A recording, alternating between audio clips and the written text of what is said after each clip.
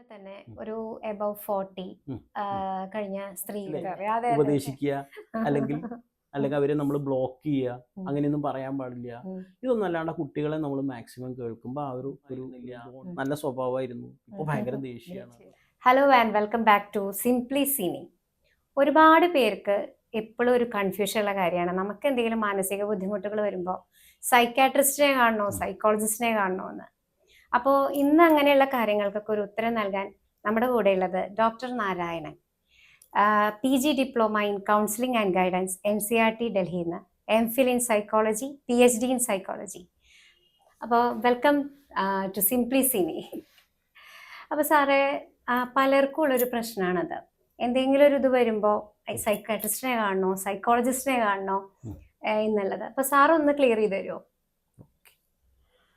ഏറ്റവും ആദ്യം ഈ സൈക്കോളജിസ്റ്റിനെ കാണണോ സൈക്യാട്രിസ്റ്റിനെ കാണണോ എന്നതിൻ്റെ മുമ്പേ നമ്മൾ എടുക്കുകയാണെങ്കിൽ പലപ്പോഴും ഒരു മാനസികമായ അസ്വാസ്ഥ്യം ഉണ്ട് എന്ന് പറയുന്നതിന് ചികിത്സ തേടൽ തന്നെ വലിയ പ്രശ്നമാണ്.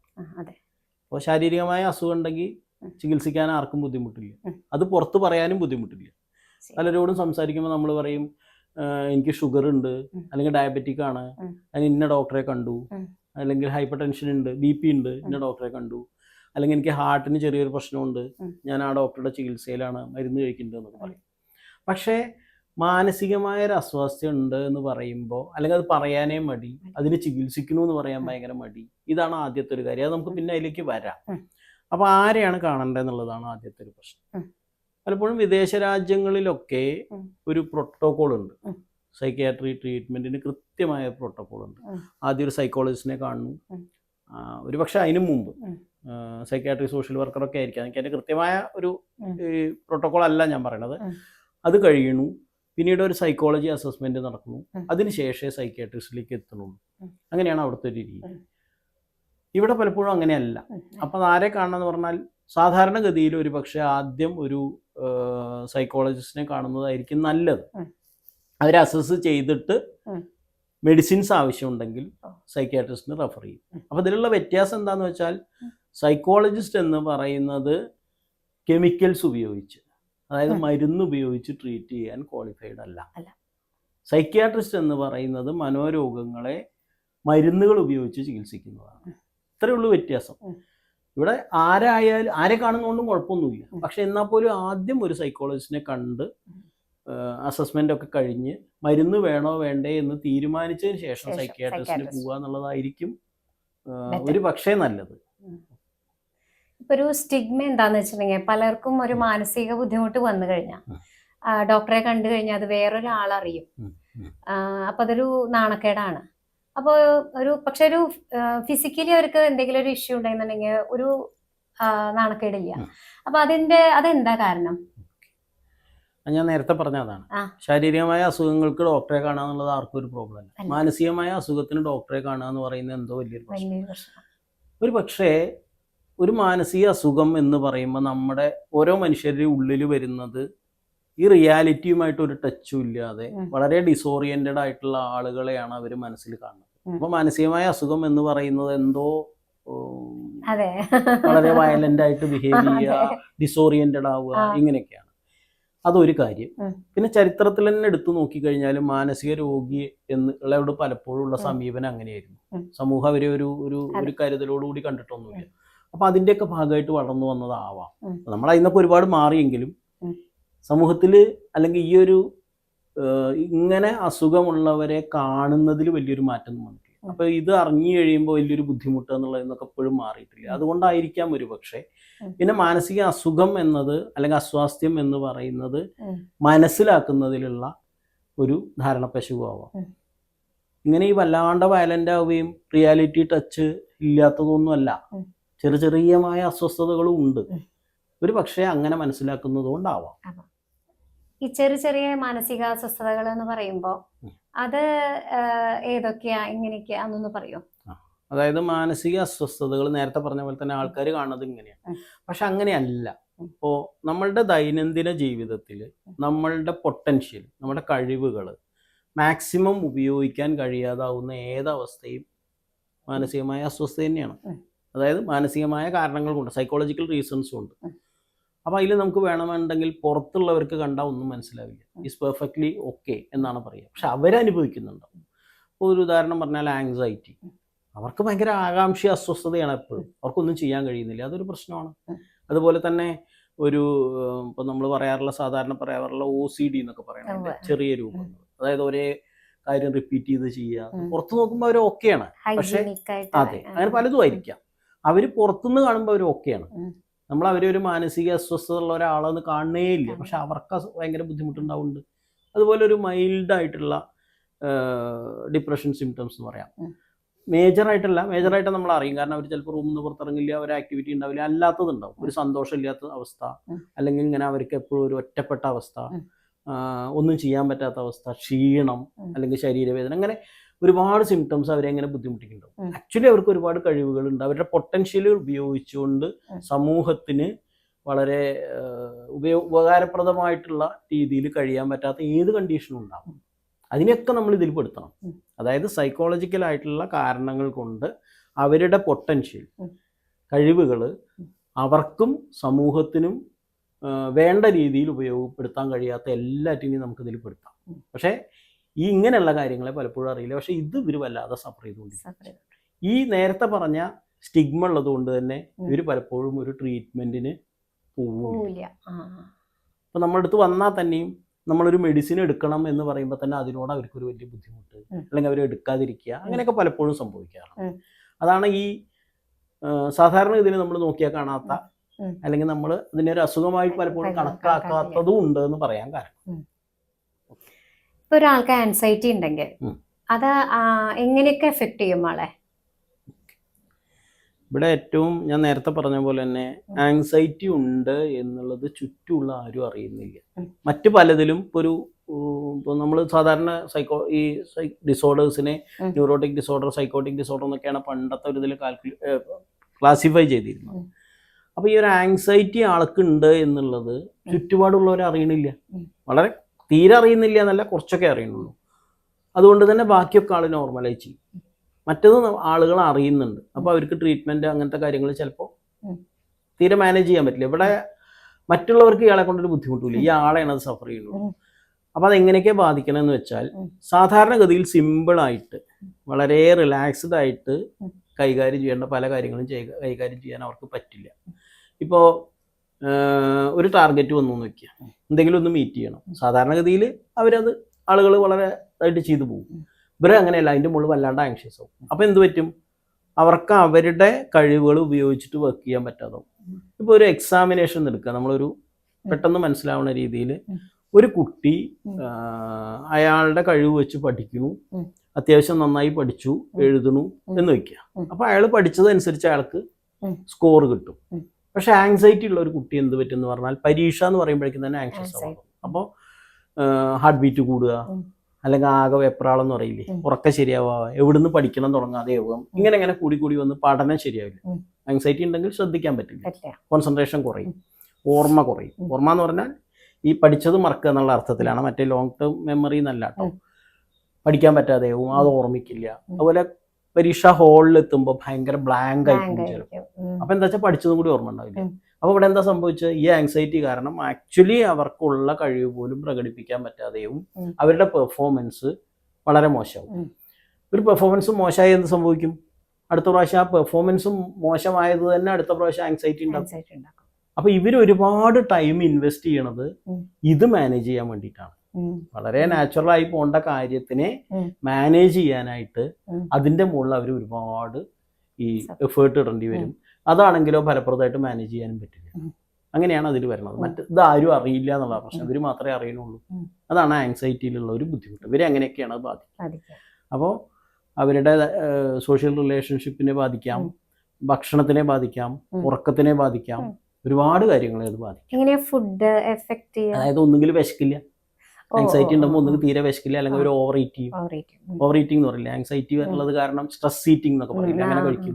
ചിലപ്പോൾ ഭക്ഷണം കഴിക്കില്ല, ഉറങ്ങാന്ന് പറഞ്ഞാൽ ചിലപ്പോൾ വെറുതെ കിടന്നുറങ്ങും, അല്ലെങ്കിൽ ഉറങ്ങിയില്ല എന്ന് വരും. അങ്ങനെ അവര് ദൈനംദിന ജീവിതത്തിനെ പലതിനെയും ബാധിച്ചു എന്ന് വരാം. അത് പിന്നീട് ഹെൽത്ത് ഇഷ്യൂസ് ഉണ്ടാകും. അതാണ് ഒരു ഇതിൽ വരുന്നത്. ഇപ്പൊ സാറ് പറഞ്ഞല്ലോ, ഇപ്പൊ ആൻസൈറ്റി കൊണ്ട് ഓവർ ഈറ്റിംഗ് അല്ലെങ്കിൽ ഭക്ഷണം കഴിക്കാണ്ടിരിക്കുക അങ്ങനെയുള്ളത് കൊണ്ടൊക്കെ ഓരോ ഹെൽത്ത് ഇഷ്യൂസും വരാം. അപ്പൊ ഇതല്ലാതെ വേറെ എന്തൊക്കെയാ ഹെൽത്തിനെ നമുക്ക് എഫക്ട് ചെയ്യണത്? അതായത് മാനസികമായ കാരണങ്ങൾ ഉണ്ട്. കൊണ്ടാണോ? അതെ, മാനസികമായ കാരണം കൊണ്ട് ഫിസിക്കലി നമുക്ക് എഫക്ട് ചെയ്യാൻ വേറെ എന്തെങ്കിലും എഫക്ട് ചെയ്യോ? അതായത് ഒരു കാറ്റഗറി തന്നെ ഉണ്ട് അസുഖത്തിൽ, നമ്മൾ സൈക്കോസൊമാറ്റിക് എന്ന് പറയും. അതായത് മാനസികമായ കാരണങ്ങൾ കൊണ്ടുണ്ടാകുന്ന ശാരീരിക അസുഖങ്ങൾ. യഥാർത്ഥത്തിൽ ഇത് ശാരീരിക അസുഖം എന്ന് പറയാൻ പറ്റില്ല. കാരണം അതിന് ഒരു ശാരീരിക അസുഖം ഉണ്ടെങ്കിൽ ശാരീരികമായ എന്തെങ്കിലും ഒരു പ്രശ്നം അവിടെ ഉണ്ടാവണം. ഇവിടെ ഒന്നും ഉണ്ടാവില്ല, എല്ലാം നോർമലായിരിക്കും. പക്ഷെ അവർക്ക് അസുഖം ഉണ്ടാവും. അതിനെയാണ് നമ്മൾ സൈക്കോസൊമാറ്റിക് എന്ന് പറയുന്നത്. സൈക്കോസൊമാറ്റിക് എന്ന് പറഞ്ഞാൽ ഒരുപാട് കാര്യങ്ങൾ കാണാൻ പറ്റും. ഒന്ന്, നമ്മൾ പറയുന്ന ഈ പെപ്റ്റിക് അൾസർ എന്നൊക്കെ പറയുന്നത് പലപ്പോഴും സ്ട്രെസ് ഉണ്ടെങ്കിൽ കൂടും, ഒരുപാട് കൂടും. അതുപോലെ സ്കിന്നിന്റെ കുറെ ഇൻഫെക്ഷൻസ് സ്ട്രെസ് ഉള്ള സമയത്ത് കൂടാറുണ്ട്. അതുകൊണ്ട് വരുന്നു എന്നല്ല, ഉള്ളതുകൊണ്ട് കൂടണ കാര്യം പറഞ്ഞത്. ഇതുകൊണ്ട് മാത്രം പലപ്പോഴും വരുന്ന ഒരുപാട് ഈ അസുഖങ്ങളുണ്ട്. ഇപ്പോൾ മൈഗ്രെയിൻ എന്ന് പറയുന്നത് പലപ്പോഴും സ്ട്രെസ് ഇൻഡ്യൂസ്ഡ് ആയിരിക്കും, വേറെ ഇഷ്യൂ ഒന്നും ഉണ്ടാവണമെന്നില്ല. ഈവൻ ചില സമയത്ത് ശ്വാസം മുട്ടൽ എന്നൊക്കെ നമ്മൾ പറയുന്ന ആസ്മ പോലും ഈ അലർജിയുടെ ഒക്കെ ഉണ്ടാവാൻ, അല്ലാതെ ചിലപ്പോൾ സ്ട്രെസ് ഇൻഡ്യൂസ്ഡ്. അപ്പോൾ എല്ലാ ഈ നമ്മൾ പറയുന്ന അസുഖങ്ങളിലും ചിലപ്പോൾ ഒരു സൈക്കോളജിക്കൽ ഫാക്ടർ ഉണ്ടാവാൻ സാധ്യതയുണ്ട്. മറ്റൊന്ന്, ചിലപ്പോൾ ഈ ഡിപ്രഷനൊക്കെ, മൈനർ ഡിപ്രഷനൊക്കെ പലപ്പോഴും പ്രസന്റ് ചെയ്യപ്പെടും പെയിൻ ആയിട്ടായിരിക്കും, ബാക്ക് പെയിന് അങ്ങനെയൊക്കെ ആയിരിക്കും. തിരിച്ചുണ്ട് കേട്ടോ, കണ്ടിന്യൂസ് ആയിട്ട് പെയിൻ അനുഭവിക്കുന്നവർ ഡിപ്രഷനിലേക്ക് പോകാനും സാധ്യതയുണ്ട്. അപ്പോൾ ചിലപ്പോൾ എന്തെങ്കിലും ഒരു ത്രെട്ട് വരുമ്പോൾ, ഫേസ് ചെയ്യാൻ പറ്റാതെ ആകുമ്പോൾ ചിലപ്പോൾ അവർ പ്രസന്റ് ചെയ്യുന്നത് ഈ ബാക്ക് പെയിനും അങ്ങനെയൊക്കെ ആയിരിക്കും. ഇതിനെ നമ്മൾ സൈക്കോസൊമാറ്റിക് ഡിസോർഡേഴ്സ് എന്ന് പറയും. അതായത് മാനസികമായ കാരണങ്ങൾ കൊണ്ട് ശാരീരികമായ അസ്വസ്ഥതകൾ ഉണ്ടാകുന്നതിനെ സൈക്കോസൊമാറ്റിക് ഡിസോർഡർ എന്ന് പറയും. അതിന്റെ പ്രത്യേകത എങ്ങനെ തിരിച്ചറിയേണ്ടതെന്ന് വെച്ചാൽ, മറ്റേതിപ്പോൾ ആ ഒരു അസുഖത്തിന് ഉണ്ടാവേണ്ട ഫിസിയോളജിക്കൽ ആയിട്ടുള്ള ഒരു പ്രശ്നം ഉണ്ടാവില്ല. അതുകൊണ്ട് തന്നെ ചിലപ്പോൾ ട്രീറ്റ് ചെയ്താൽ അത് കുറയൂല. അത്തരം കാര്യങ്ങളെയാണ് നമ്മൾ സൈക്കോസൊമാറ്റിക് എന്ന് പറയുന്നത്. മാനസികമായിട്ടുള്ള ഈ ആങ്സൈറ്റി പോലുള്ളത് ഇങ്ങനെയുള്ളത് ഉണ്ടാക്കാനുള്ള സാധ്യതയുണ്ട്. ഇപ്പൊ പലർക്കും പുറത്തു പറയാൻ മടിയാണ്, മാനസിക ബുദ്ധിമുട്ടുണ്ട് തന്നെ. അതുപോലെ തന്നെ സൈക്കാട്രി മെഡിസിൻ എടുക്കുക, അപ്പൊ അതിന്റെ സൈഡ് എഫക്ട്സ് അങ്ങനെയൊക്കെ ആലോചിച്ചിട്ട് അവര് അത് കഴിക്കാതിരിക്കും പലപ്പോഴും. അപ്പൊ അതിനെ പറ്റിയിട്ടൊന്ന് പറയോ? സൈഡ് എഫക്റ്റ് എന്ന് പറഞ്ഞാൽ എല്ലാ സാധനങ്ങൾക്കും സൈഡ് എഫക്റ്റ് ഉണ്ടാവും. ഇപ്പോൾ മറ്റേ നമ്മൾ വെള്ളം H2O എന്ന് പറയുന്ന വെള്ളം അല്ലേ, വെള്ളം കൂടുതലായ പ്രശ്നമാണ് അല്ലേ. ഒരാൾക്ക് വെള്ളം മാത്രം കൊടുത്താൽ പ്രശ്നം ഉണ്ടാക്കും. അപ്പോൾ എല്ലാ കെമിക്കലും, എന്ത് സാധനവും സൈഡ് എഫക്റ്റ് ഉണ്ടാവും. ഈ സൈഡ് എഫക്റ്റ് ഉണ്ടാവുക എന്ന് തീരുമാനിക്കേണ്ടത് രണ്ട് രീതിയിലാണ്. ഒന്ന്, അല്ലെങ്കിൽ സൈഡ് എഫക്റ്റ് ഉണ്ടാക്കുന്നത് അതിൻ്റെ ക്വാണ്ടിറ്റി, എത്ര നമ്മൾ ഉപയോഗിക്കുന്നു, എത്ര കാലം ഉപയോഗിക്കുന്നു എന്നുള്ളതാണ്. ഇതാണ് ഒരു കാര്യം. രണ്ടാമത്തെ ഒരു കാര്യം എന്ന് പറയുന്നത്, ഇതുകൊണ്ടുണ്ടാവുന്ന സൈഡ് എഫക്റ്റ് ആണോ അതിൻ്റെ ഇഫക്റ്റ് ആണോ കൂടുതൽ ഗുണകരം എന്നുള്ളതാണ്. അപ്പോൾ അത് വെച്ചിട്ട് വേണം നമ്മൾ ഈ കാര്യങ്ങൾ തീരുമാനിക്കാൻ. പിന്നെ സൈക്യാട്രി മെഡിസിൻ എന്ന രീതിയിൽ പ്രത്യേകിച്ച് സൈഡ് എഫക്റ്റ് ഒന്നുമില്ല. ബാക്കി എല്ലാ മെഡിസിൻസിനും ഉള്ള സൈഡ് എഫക്റ്റ് ഒക്കെ തന്നെ സൈക്യാട്രി മെഡിസിനും ഉള്ളൂ. ഇത് മാത്രമല്ല, ഇനി ഒന്നും കൂടി ഉണ്ട്. ഇതിൻ്റെ ഭാഗമായിട്ട് ഒരു പോയിന്റ് കൂടി അതിനകത്ത് പറയേണ്ടത്, പലപ്പോഴും ഉള്ളൊരു ധാരണ എന്താണെന്ന് വെച്ചാൽ, സൈക്യാട്രി മെഡിസിൻസ് സ്റ്റാർട്ട് ചെയ്ത് കഴിഞ്ഞാൽ പിന്നെ ജീവിതകാലം മുഴുവൻ കഴിക്കണം, ഒരിക്കലും നിർത്താൻ പറ്റില്ല എന്നൊക്കെയാണ്. അപ്പം ഇതിൽ മാത്രമല്ല കേട്ടോ. അതുകൊണ്ട് ഡയബറ്റിക് ആയ ആൾക്കാർ, ഷുഗറിന് മരുന്ന് സ്റ്റാർട്ട് ചെയ്യാത്തവരുണ്ട്, ഹൈപ്പർ ടെൻഷൻ BP-ക്ക് മരുന്ന് സ്റ്റാർട്ട് ചെയ്യാത്തവരുണ്ട്. ഇതൊക്കെ ലൈഫ് ലോങ് മരുന്ന് കഴിക്കുക എന്ന് പറഞ്ഞാൽ എന്തോ ഒരു പ്രശ്നമാണ്. അതേപോലെ സൈക്യാട്രി മെഡിസിൻ. പക്ഷേ പുതിയ ഒരു രീതിയിൽ പലപ്പോഴും സൈക്യാട്രി മെഡിസിൻസ് ലൈഫ് ലോങ് കഴിക്കേണ്ടതൊന്നുമല്ല. ഒരു പ്രത്യേക സമയത്ത് കഴിച്ച് ഇതെല്ലാം നിർത്തി വളരെ നോർമൽ എന്ന് പറഞ്ഞാൽ നമ്മുടെ ഒരു വിത്തിൻ ഇതിലാണ് സാധാരണ രീതിയിൽ അവർക്കും തൃപ്തികരമായും സമൂഹത്തിനും തൃപ്തികരമായി ജീവിക്കാൻ കഴിയുന്ന ഇഷ്ടംപോലെ ആൾക്കാരുണ്ട്, ജീവിക്കുന്നവരുണ്ട്. അതില്ലെങ്കിലത്തെ അവസ്ഥ ഒന്ന് ആലോചിച്ച് നോക്കൂ. ആ ആളുടെ പൊട്ടൻഷ്യൽ മുഴുവൻ നമുക്ക് ഉപയോഗിക്കാൻ പറ്റാതെയാവും. അപ്പോൾ അവിടെ മരുന്നിന് സൈഡ് എഫക്റ്റ് എന്ന് പറയുന്നതിൽ യാതൊരു സയന്റിഫിക് എവിഡൻസ് ഒന്നുമില്ല. പിന്നെ അതിന്റെ ബെനിഫിറ്റ് ആണ് നമ്മൾ നോക്കേണ്ടത്. ഇവിടെ പ്രശ്നം എന്താണെന്നറിയോ, പല ആളുകളും ഇതിൽ ഭയങ്കര എക്സ്പെർട്സ് ആണ് എന്ന് പറഞ്ഞിട്ട് ആ മരുന്നൊന്നും കഴിക്കരുത് എന്ന് പറഞ്ഞിട്ട് കഴിക്കാതിരിക്കുക. ഇതിന് ഫലമായിട്ട് ഉണ്ടാവണത് എന്താ, പലപ്പോഴും നമുക്കൊരു വളരെ വിലപ്പെട്ട ഒരു ജീവൻ നഷ്ടപ്പെടുന്ന അവസ്ഥയാണ്. ഇപ്പോൾ നോക്കൂ, ഒരു സിവിയർ ഡിപ്രഷനിൽ പോണ ഒരാൾ മരുന്ന് കഴിക്കാതെ അവരുടെ ജീവൻ നഷ്ടപ്പെടുന്നതാണോ നല്ലത്, ഈ മരുന്ന് കഴിക്കുന്നതാണോ നല്ലത്? അപ്പം ഞാൻ പറഞ്ഞ ഇത്രയേ ഉള്ളൂ, സൈക്യാട്രി മെഡിസിൻസ് എന്ന രീതിയിൽ അതിന് മറ്റ് മരുന്നിനേക്കാൾ ധാരകമായ ഒരു സൈഡ് എഫക്റ്റും ഇല്ല. പിന്നെ എല്ലാ മരുന്നുകളും ലൈഫ് ലോങ് കഴിക്കേണ്ടതാണെന്നുള്ളൊരു തെറ്റിദ്ധാരണയുണ്ട്. അങ്ങനെയില്ല. ചില മരുന്നുകൾ ഉണ്ടാവാം. അത് സൈക്യാട്രിയിൽ മാത്രമല്ല മറ്റേലൊക്കെ ഉണ്ട്. അത്രയൊക്കെ തന്നെ ഇതിനകത്തുള്ളൂ. ഇപ്പൊ ഒരുപാട് പേര് ട്രീറ്റ്മെന്റ് ഒന്നും ശരിക്കും എടുക്കാതെ മരുന്നൊന്നും കഴിക്കാതെ ഇതൊക്കെ അനുഭവിച്ചുകൊണ്ടിരിക്കുന്നവരുണ്ട്. അപ്പോ അങ്ങനെയുള്ളവർക്ക് എന്താ നമുക്ക് ചെയ്യാൻ പറ്റുക? ഓക്കെ, ഇതൊരു വളരെ സമൂഹത്തിലുള്ള വളരെ പ്രധാനപ്പെട്ട ഒരു പ്രശ്നം തന്നെയാണത്. നേരത്തെ പറഞ്ഞ പോലെ തന്നെ മാനസികമായ അസ്വസ്ഥതകൾക്ക് ചികിത്സിക്കുക എന്നുള്ളതിലുള്ള വല്ലാത്തൊരു തരം ഈ ഒരു സ്റ്റിഗ്മ, മറ്റൊന്ന് ആ മരുന്നിനോടുള്ള പ്രശ്നം, അല്ലെങ്കിൽ എന്ത് ചെയ്യണം എന്നറിയായ്മ. 3 കാര്യങ്ങളാണ്. ഒന്ന് അവയർനെസ് ഇല്ലായ്മ, മറ്റൊന്ന് അല്ലാതെ അസുഖമാണെന്നുള്ള അവയർനെസ് ഇല്ലായ്മ, മറ്റൊന്ന് എന്ത് ചെയ്യണം എന്നറിയായിക, 3 ഇതൊക്കെ അറിയുമെങ്കിലും ആ മരുന്നുകൾ കഴിക്കുന്നത് എന്തോ അപകടമാണെന്നുള്ള വിശ്വാസം. ഈ 3 കൊണ്ടാണ് ഉണ്ടാകുന്നത്. അപ്പോൾ നമുക്ക് എന്ത് ചെയ്യാൻ പറ്റുമെന്ന് പറഞ്ഞാൽ, നമുക്ക് ഇതിലൊക്കെ ചെയ്യാവുന്ന ഒരു കാര്യം ആളുകൾക്ക് അവയർനെസ് ഉണ്ടാക്കുക എന്നുള്ളത് തന്നെയാണ്. അതായത് മാനസിക അസ്വസ്ഥതകൾ എന്ന് പറയുന്നതും ശാരീരികമായ അസ്വസ്ഥതകളെ പോലെ തന്നെ ചികിത്സിച്ച് ഭേദപ്പെടുത്താവുന്നതും, ചികിത്സ ഉണ്ടെങ്കിൽ അവരുടെ ജീവിതത്തിന്റെ ക്വാളിറ്റി, അങ്ങനെയാണല്ലോ നമ്മൾ പറഞ്ഞത്, ആ ക്വാളിറ്റി കൂടുതൽ ഇമ്പ്രൂവ് ചെയ്യാൻ സഹായിക്കുന്നു. അത്തരം ഒരു ചികിത്സയ്ക്ക് പോകുന്നത് കൊണ്ട് അവർക്ക് യാതൊരു ബുദ്ധിമുട്ടും ഉണ്ടാവില്ല. ചികിത്സ ഇല്ലെങ്കിൽ ഉണ്ടാവുന്ന ബുദ്ധിമുട്ടുകളുടെ അത്ര എന്തായാലും ചികിത്സ ഉണ്ടാവില്ല. ബുദ്ധിമുട്ടുകൾ കുറയുകയും അവരുടെ കുറച്ചും കൂടിയും പ്രൊഡക്റ്റീവായി അവർക്ക് ജീവിക്കാൻ പറ്റുകയും ചെയ്യും. അപ്പൊ നമുക്ക് ചെയ്യാൻ പറ്റുന്ന ഒരു കാര്യം അതാണ്. ഒന്ന്, നമുക്ക് സമൂഹത്തിൽ അവയർനെസ് ഉണ്ടാക്കുക. മറ്റൊന്ന്, നമുക്ക് കിട്ടാവുന്ന ഗ്രൂപ്പുകളിൽ, ഇപ്പോൾ സ്കൂളുകൾ, മറ്റുള്ള ഗ്രൂപ്പുകളിലൊക്കെ നമുക്കറിയുന്ന ഈ വിവരങ്ങൾ ഷെയർ ചെയ്യും. അതിന് ഏത് പ്ലാറ്റ്ഫോം ഉപയോഗിക്കാം? അതൊക്കെ അതിന് ഉപയോഗിക്കാവുന്ന ഒരു പ്ലാറ്റ്ഫോമാണ്. ആളുകൾക്ക് അവയർനെസ് ഉണ്ടാക്കുക എന്നുള്ളത് തന്നെയാണ് അതിനകത്ത് ചെയ്യാനുള്ളത്. വേറെ ഒന്നും നമുക്ക് ചെയ്യാനില്ല. പിന്നെ വരുമ്പോൾ നമ്മൾ കൃത്യമായിട്ട് അവർക്കുള്ള ഈ ഇൻഫർമേഷൻസ് കൊടുക്കുകയും ചെയ്യുക എന്നുള്ളതാണ്. ഇപ്പോൾ സ്കൂളുകളിലാണെങ്കിലും കോളേജുകളാണെങ്കിലും കുട്ടികളൊക്കെ ലഹരി പദാർത്ഥങ്ങളെ യൂസ് ചെയ്യുന്ന ഒരു കാലഘട്ടമാണത്. അപ്പൊ പല പാരന്റ്സും ഇതൊന്നും അറിയുന്നുണ്ടാവില്ല. അപ്പൊ ഇത് എങ്ങനെയാണ് അറിയുക? അവരുടെ ചേഞ്ചസ് എങ്ങനെയാണ് നമ്മൾ മനസ്സിലാക്കുക? അതൊരു എന്താ പറയുക, വളരെ പ്രധാനപ്പെട്ട ഒരു ഇഷ്യൂ ആണത്. അപ്പം അതിനകത്ത് ഈ ഏറ്റവും പ്രധാനം, നമ്മൾ കുട്ടികളെ, ഏത് പ്രായത്തിലുള്ള കുട്ടികളുമായിട്ട്, അവരുടെ ആ കുട്ടികളുടെ ചെറിയ മാറ്റങ്ങൾ പോലും നമ്മൾ അറിയുക എന്നുള്ളതാണ്. പാരൻസ് എന്ന രീതിയിൽ അവർക്കത് അറിയാൻ കഴിയും. അപ്പം അതിനെന്താ വേണ്ടേ? കുട്ടിക്കാലം മുതൽ തന്നെ, അല്ലെങ്കിൽ ഓരോ ഘട്ടത്തിലും അവരോട് നമ്മൾ കൂടുതൽ സമയം ചെലവഴിക്കുകയും അവർക്ക് എന്തെങ്കിലും ബുദ്ധിമുട്ടുള്ള കാര്യങ്ങൾ അവർ നമ്മളോട് പറയുന്ന ഒരു അന്തരീക്ഷം ഉണ്ടാക്കുക എന്നുള്ളതാണ് വേണ്ടത്. ഇപ്പോൾ കുറേ വൈകിയതിന് ശേഷം 10-18 വയസ്സുള്ള ഒരു കുട്ടിയോട് വർത്തമാനം പറയാൻ പോയിട്ട് കാര്യമില്ല.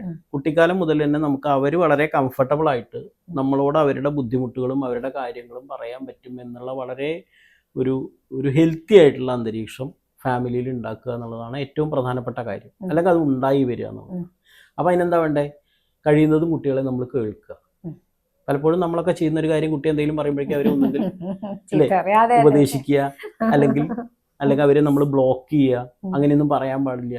ഇതൊന്നും അല്ലാണ്ട് കുട്ടികളെ നമ്മൾ മാക്സിമം കേൾക്കുമ്പോൾ ആ ഒരു ബോണ്ടിങ് ഉണ്ടാവുക എന്നുള്ളതാണ് ആദ്യത്തെ ഒരു പ്രശ്നം.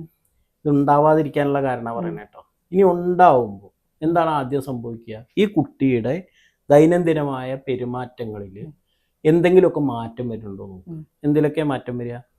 ഭക്ഷണം കഴിക്കുന്ന പാറ്റേൺ, ചിലപ്പോൾ നമ്മൾ ഡ്രസ്സ് ചെയ്യുന്ന പാറ്റേൺ, ചിലപ്പോൾ നമ്മുടെ രാത്രിയിലെ ഉറക്കത്തിൻ്റെ പാറ്റേൺ, ചിലപ്പോൾ ഇതുവരെ അല്ലാത്ത രീതിയിൽ ദേഷ്യപ്പെടുക, അല്ലെങ്കിൽ മൂടിയാവുക, മറ്റുള്ളവരുമായിട്ടുള്ള ആ ഒരു ഫ്രണ്ട്സിൻ്റെ നിന്നൊക്കെ വിഡ്രോ ചെയ്യുക.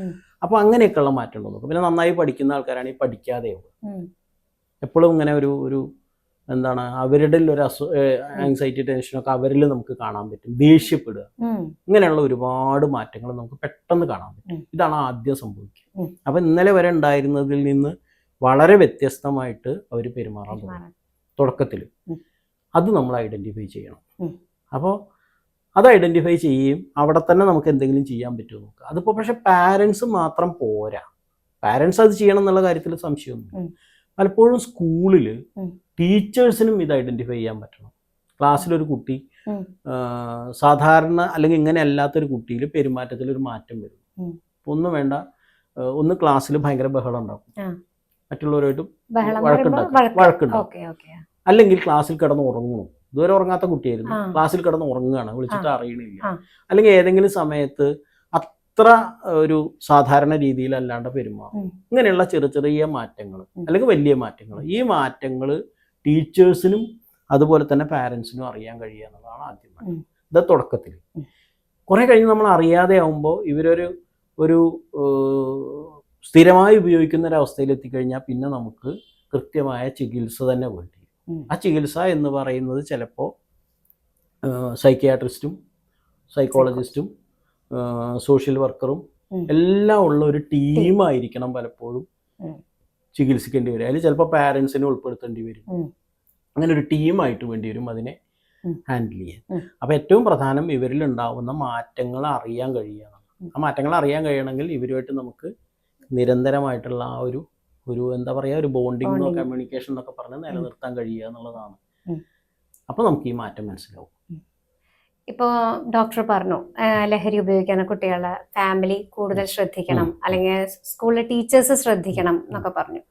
ഇതുപോലെ തന്നെ അമ്മമാര് ഒരു മെനോപോസ് റിലേറ്റ് ചെയ്തിട്ട് അവർക്കൊരു ഏജ് വരുമ്പോൾ പല അസ്വസ്ഥതകളും അവർക്ക് വരും. പക്ഷെ അത് അവര് ഫാമിലിയിലുള്ളവര് അവരുടെ പ്രശ്നം എന്താന്ന് അറിയില്ല. അപ്പോൾ അതിനെ പറ്റിയിട്ടൊന്ന് ഡോക്ടർ പറയോ? ഇത് വളരെ പ്രധാനപ്പെട്ട ഒരു ഏരിയയാണ്. ഒരു മെനോപോസ് എന്ന് പറഞ്ഞാൽ നമ്മുടെ ഒരു പലരുടെയും ധാരണ ഈ ആർത്തവ വിരാമം എന്നുള്ളത് മാത്രമാണ്. ആർത്തവം നിന്ന് കഴിഞ്ഞാലല്ലേ ഇതുണ്ടാവുള്ളൂ. അങ്ങനെയല്ല. പലപ്പോഴും ആർത്തവം നിൽക്കുന്നതിന് ഒരു 10 വർഷം മുമ്പൊക്കെ ബുദ്ധിമുട്ടുകൾ തുടങ്ങുന്നവരുണ്ട്. ഇപ്പോൾ മേ ബി ഒരു 45 അല്ലെങ്കിൽ ഒരു 50 എന്ന് വെച്ചോളൂ, ആവറേജ്. അങ്ങനെയല്ല, ഓരോരുത്തരിലും മാറും. ഒരു 40 വയസ്സ് മുതലൊക്കെ പ്രശ്നങ്ങൾ തുടങ്ങുന്നവരുണ്ട്. അത് പിന്നെയും കുറെ കാലം നീണ്ടു നിൽക്കാം. ആ ഒരു 60 വയസ്സ് വരെയൊക്കെ ഉള്ളവരൊക്കെ ഉണ്ട് ബുദ്ധിമുട്ടൊക്കെ. ഇവിടെ ഭയങ്കര ബുദ്ധിമുട്ടാണ് ഈ സ്ത്രീയെ സംബന്ധിച്ചിടത്തോളം. കാരണം അവർക്ക് ഈസ്ട്രജൻ്റെ അളവ് കുറയുന്നതിൻ്റെ ഭാഗമായിട്ട് വലിയ ബുദ്ധിമുട്ടുണ്ടാകും. അവർക്ക് ഭയങ്കര ചൂട് എടുക്കുക, സ്കിന്നിലുള്ളത് മാറുക, പിന്നെ ഭയങ്കര ഫ്രസ്ട്രേഷൻ ഉണ്ടാവുക, ഉറക്കത്തിന് പ്രശ്നം വരിക, അങ്ങനെ ആകെ ഒരു അസ്വസ്ഥത ആയിരിക്കും, ഭയങ്കര ദേഷ്യം വരും. ഇത് പക്ഷേ പലപ്പോഴും പറയും എങ്ങനെയാന്ന് പറഞ്ഞാൽ, അമ്മ ഇങ്ങനെയൊന്നും ആയിരുന്നില്ല, നല്ല സ്വഭാവമായിരുന്നു, ഇപ്പൊ ഭയങ്കര ദേഷ്യമാണ് എന്നൊക്കെ പറയും. അല്ലെങ്കിൽ അവർക്കൊന്നും മനസ്സിലാവില്ല, ഞാൻ ഇതിങ്ങനെയൊന്നും ആയിരുന്നില്ല, അവർക്ക് ഇതിന്റെ മുകളിൽ ഭയങ്കര കുറ്റബോധം തോന്നും, അയ്യോ ഞാൻ എന്താ അങ്ങനെയാവണേ. അപ്പൊ ഇത് മെനോപോസിന്റെ ഭാഗമായിട്ട് വരുന്ന ഒരു ചേഞ്ചാണ് എന്ന് തന്നെ പലപ്പോഴും നമ്മുടെ സമൂഹത്തിൽ പലർക്കും അറിയില്ല. ഇതിനൊരു ചെറിയ ഒരു മാനേജ്മെന്റ് മതി, ചെറിയൊരു ട്രീറ്റ്മെന്റ് മതി എന്നും അറിയില്ല, എന്നിട്ട് വെറുതെ സഫർ ചെയ്തുകൊണ്ടിരിക്കും. അതുപോലെ തന്നെ മറ്റൊന്ന് എന്താണെന്ന് വെച്ചാൽ, ഈ സമയത്തായിരിക്കും മിക്കവാറും കുട്ടികളൊക്കെ ഒന്നുകിൽ പഠിക്കാനായിട്ടോ അല്ലെങ്കിൽ വീട്ടിൽ നിന്ന് വിട്ടുപോകുന്നതും ഒക്കെ. അപ്പോൾ അവിടെ പലപ്പോഴും ഒറ്റയ്ക്കായിരിക്കും.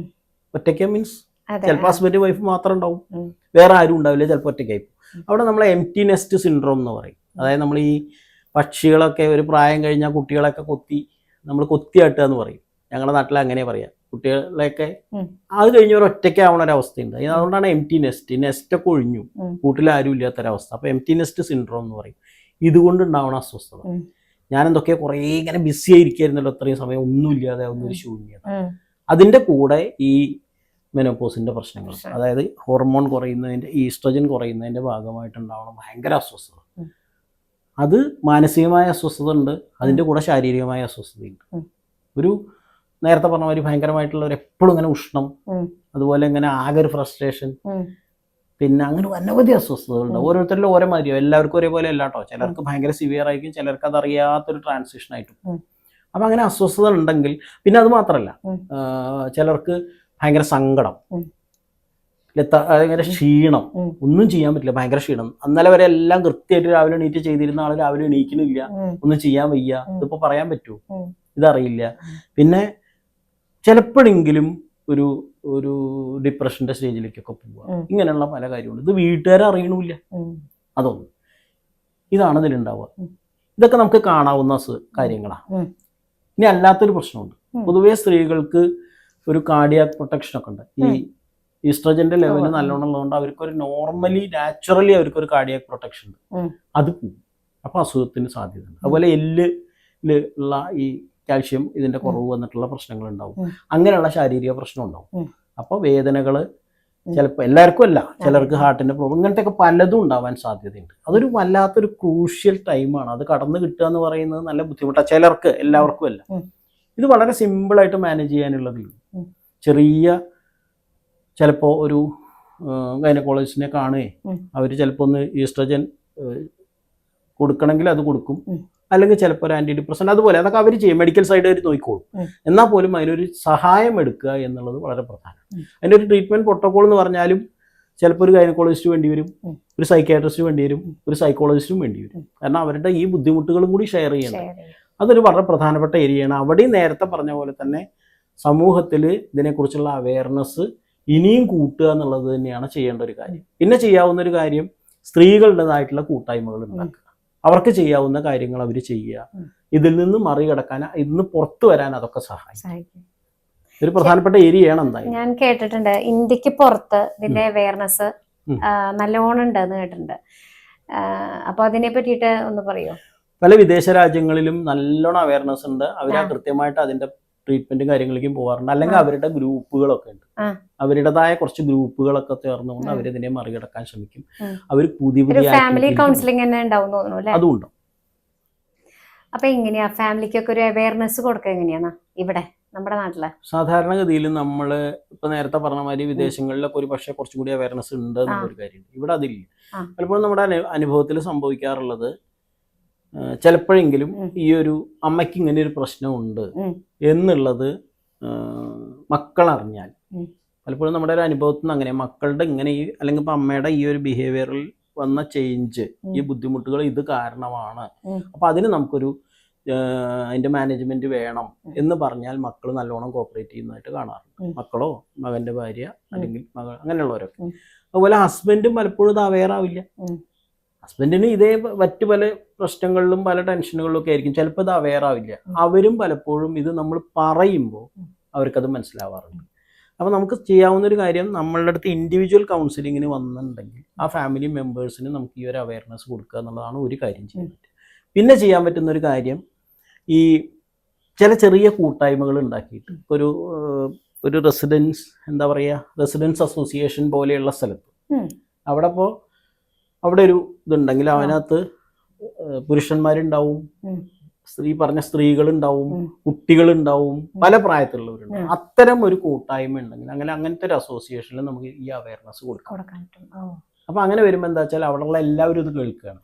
അങ്ങനെ ഒരു അവയർനെസ് ഉണ്ടാകുമ്പോൾ ഈ ഒരു സ്റ്റേജിലാണ് അമ്മയുള്ളത്, അല്ലെങ്കിൽ ഈ ഒരു സ്റ്റേജിലാണ് ഇവരുള്ളത് എന്നുള്ള മക്കൾ മനസ്സിലാക്കും. ഓ, ഇതുകൊണ്ടാണ് ഇങ്ങനെയൊക്കെ ചെയ്യണത് അല്ലെങ്കിൽ ഇങ്ങനെയൊക്കെ ബിഹേവ് ചെയ്യണത് എന്ന് മനസ്സിലാക്കുമ്പോൾ കുറച്ചുകൂടി അവർക്കും നല്ലതായിരിക്കും. അതാണ് ചെയ്യാവുന്ന ഒരു കാര്യം. അപ്പോൾ അടിസ്ഥാനപരമായി ചെയ്യേണ്ട കാര്യം, ഒന്ന് അവയർനെസ് ഉണ്ടാക്കുക.